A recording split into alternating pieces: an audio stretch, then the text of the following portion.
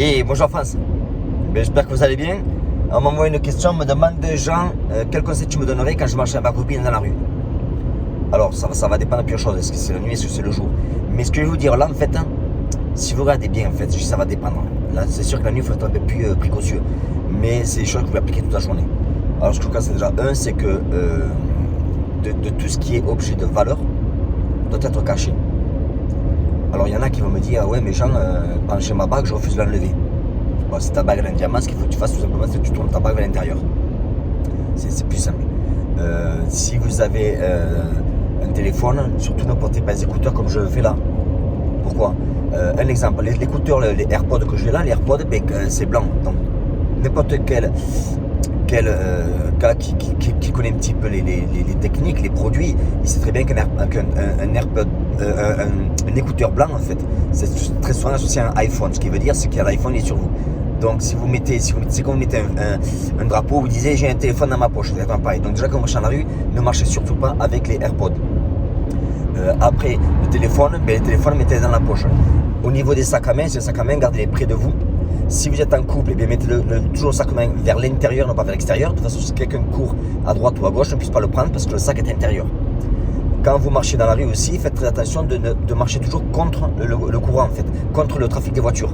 Parce que si vous allez dans le trafic des voitures, un passager, il va passer en voiture, il tend la main, la vitre est ouverte, il tend la main, vous arrache le sac et puis vous tire ou vous lâchez, etc. Donc, par contre, si vous marchez contre le trafic, vous allez voir les voitures arrivent en face de vous, c'est beaucoup plus facile. Ça, c'est des choses toutes simples. Tenir la main, je ne conseille pas de tenir la main pour la simple et bonne raison, c'est que quand vous tenez la main, vous avez une main qui est prise. Donc, si par exemple vous êtes en couple, je vous conseille de faire, c'est encore une fois, vous entraînez. C'est ce que je dis, vous entraînez. Il faut que vous ayez une copine, vous ayez confiance, qu'elle vous connaisse, etc. Je conseille toujours à la femme d'avoir une bombe lacrymogène, pas à l'homme. Parce que si quelque chose arrive, comme vos mains, vous n'êtes pas attachés, vous ne tenez pas les mains, vos mains sont disponibles, et bien la femme, on va dire qu'en un couple, l'agresseur va toujours essayer d'impressionner le mec.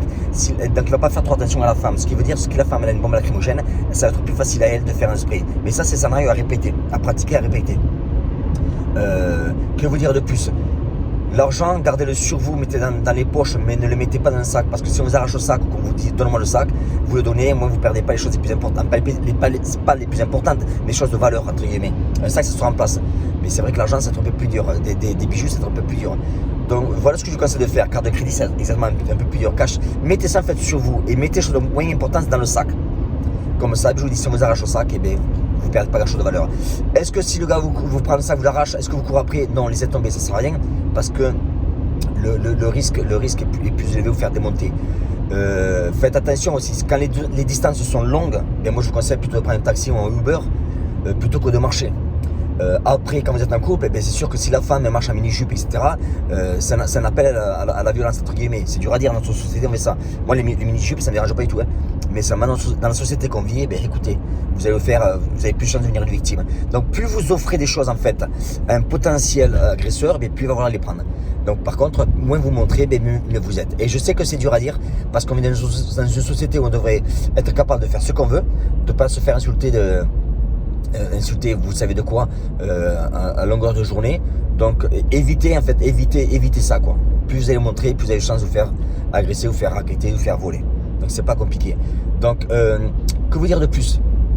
Aussi, je vous dis, la raison pour laquelle je vous dis aussi, les idées me viennent.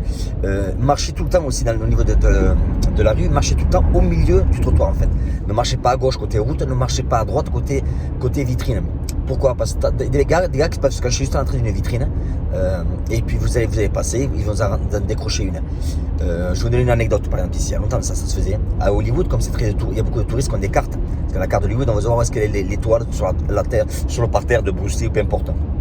Alors, qu'est-ce qu'ils font? Il y a des gangs qui étaient spécialisés, ils spottaient ce qu'ils appellent les touristes, et ils allaient voir un touriste, ils disaient par exemple je peux vous aider, vous cherchez quelle rue, vous cherchez quel magasin ou quelle étoile? Oh, le gars, l'étoile de Arnold Schwarzenegger. Ah ben voilà, écoutez, c'est simple, vous marchez 300 mètres à droite, vous allez voir un magasin Puma, et puis c'est juste là, le sol. Ah ben merci monsieur, ils s'en vont. Dès qu'ils tournent le dos en fait, le gars prend un téléphone, il appelle son copain, et il dit voilà, je t'envoie des victimes.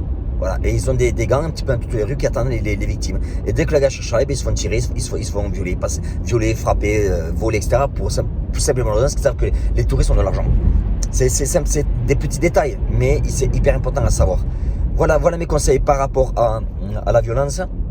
Quand vous êtes en couple, eh bien, je vous dis, évitez de tenir les mains, cachez vos bijoux, marchez au milieu,